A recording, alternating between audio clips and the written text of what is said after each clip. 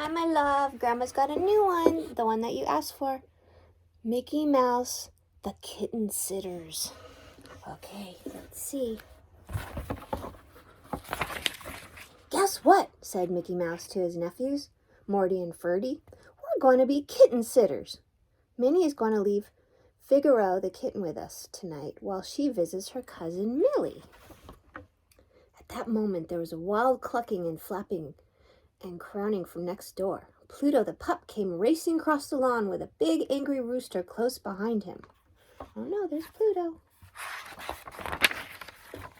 Pluto hid under the porch while Mickey shooed the rooster back to his own yard.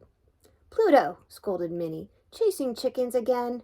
Aren't you ashamed? Pluto was a bit ashamed, but only because he let the rooster bully him. Creeping out from under the porch, he wagged his tail and sheepishly tried to grin. I think it's a good thing Figaro is going to stay with you, said Minnie to Mickey. Figaro is a little gentleman. He will teach Pluto how to behave. With that, Minnie handed her kitten to Mickey. Then she got into her car and drove away. Minnie was scarcely out of sight when Figaro jumped out of Mickey's arms and scrambled into the house. In the kitchen, he saw a pitcher of cream that Mickey had forgotten to put away. One short jump up the chair seat, followed by a second jump to the tabletop, brought Figaro right to the cream. The pitcher wobbled, then tipped over. Cream spilled and ran off the table onto the floor. What a mess. Pluto growled a warning growl as Figaro lapped up the cream. Take it easy, Pluto, said Mickey, wiping up the spilled cream. Figaro is our guest. When Figaro heard that, he wrinkled his nose at Pluto and stuck out his little pink tongue. That wasn't very nice.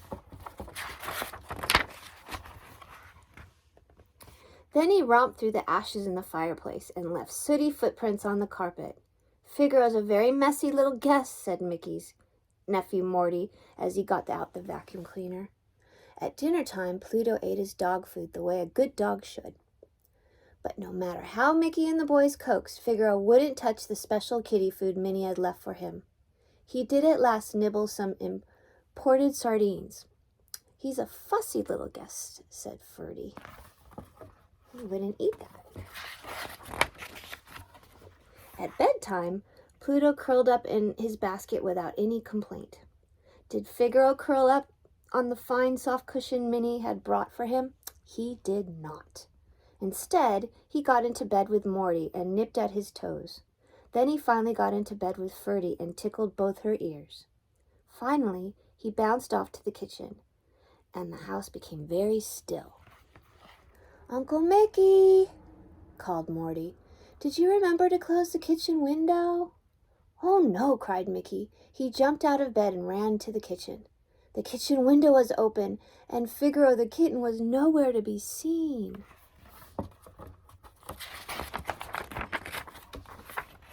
Mickey and the boys went through the house. They looked under every chair and behind every door. Figaro, they called. They went out into the yard. They looked under every bush and behind every tree. No Figaro. He's really run away, Mickey decided at last. Morty and Ferdy followed Mickey back to the house, where Mickey put on his coat over his pajamas. You two stay here, he told the boys. Pluto and I will find Figaro. Leave the porch light on for us. Pluto didn't wag his tail, and he didn't even try to grin as he got out of his cozy basket. But off he went to help Mickey in the search. Pluto doesn't look too happy. They went to Minnie's house first, but Figaro hadn't gone home. Then they went to the park down the street. Have you seen a little black and white kitten? Mickey asked the policeman at the gate.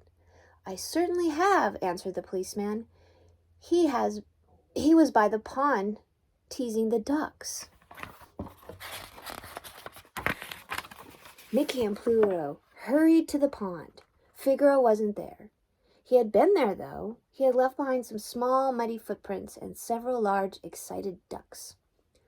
Mickey and Pluto followed the trail footprints to the main street, where they met a crew of firemen. I'm looking for a black and white kitten, said Mickey to the fireman. "Is that so?" said one of the firemen.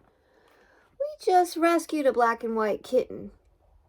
He had climbed a telephone pole and couldn't get down. He ran through that alley." In the alley, a dairy truck driver was busy cleaning up broken eggs from his truck. "Have you seen a kitten?" asked Mickey. "Have I?" said the driver. "He jumped into my truck and knocked over a dozen of my eggs." Mickey groaned as he paid for the smashed eggs. When Mickey and Pluto finally trudged home, it was dawn. They had searched the whole town. They had even been to the police station, but they did not find Figaro. "What will Aunt Minnie say?" asked the boys. "I hate to think what Aunt Minnie will say," answered poor Mickey. Before long, Minnie drove up. Mickey and the boys were worried as they went out to meet her. "Where's Figaro?" asked Minnie. No one answered. "Something has happened to him?" Minnie was upset and she was angry. "Can I trust you to watch just one sweet little kitten for me?" Just then, there was a loud clucking and a squawking from the yard next door. At least a dozen frantic hens were flapping over the fence. Close behind the hens came the big, angry rooster. Close behind the rooster came Figaro the kitten. Figaro's fur was rumpled, and he carried a long tail feather between his teeth. "There's your sweet little kitten," said Mickey. "Figaro!" cried Minnie, not believing her eyes. At the sound of her voice, Figaro skidded to a sudden stop. He sat down and meowed a gentle little kitten meow. He tried quickly to smooth his dusty fur with his little pink tongue. "He ran away last night," explained Mickey. "He teased the ducks in the pond and broke the eggs in the dairy truck, and now he's chasing chickens," finished Minnie. "I hope he teach Pluto some manners," Minnie went on. "Instead, Pluto has been teaching him to do the naughty things. Teasing ducks, chasing chickens, the very idea. I'll never leave him here again." "It wasn't Pluto's fault," protested Morty. "He didn't do anything bad," said Ferdy. "He stayed up all night trying to find Figaro." But Minnie wouldn't listen. She picked up Figaro, got into her car, and drove quickly away. "Don't worry, boys," said Mickey. "We'll tell her the whole story later, when she's not so upset." "Please don't tell her too soon," begged Morty. "As long as Aunt Minnie thinks Pluto's a naughty dog, we won't have a kitten sit with Figaro." Mickey smiled. "Maybe we should wait a little while. We could all use some peace and quiet." "I did learn one thing," yawned Mickey as he stretched out beside Pluto under the shady tree. There's not much sitting in kitten sitting." "Aw. How'd you like that, sweetheart?" "Love you. Mwah. You see bears right there. There's Bear and Baby. Love you."